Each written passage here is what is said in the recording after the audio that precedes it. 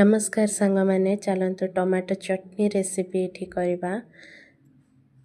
कढ़ाई टिके तेल नहीं गोटा जीरा कला सोरिष बुट डाली टिके बीरी नहीं कम आंचरे फ्राए करदे है आसिले देखंतु पुदीना पत्र धनिया पत्र टमाटो 4 ରୁ 5 आप अधिका भी नहीं पारे खट्टा जमती चाहूथे कंचा लंका टमाटो को कढ़ारे पकेकी भलसे ताकू भाजी नबा तार सबू पानी मरिबा पर्यंत आमे भलसे फ्राए करनबा।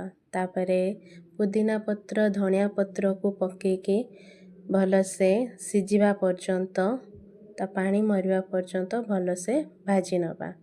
एतरे लूण हलदी पकेकी भलसे आमे भाजी नबा। देखो आमर रेडी हो गलानी ताकू नेकी ग्राइंड करदबा।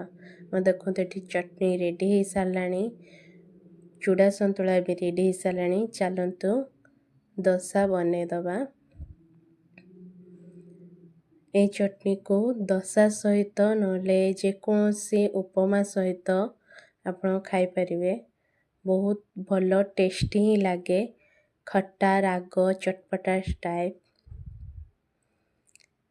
आमर ये रेडी हो चटनी उपमा दोसा।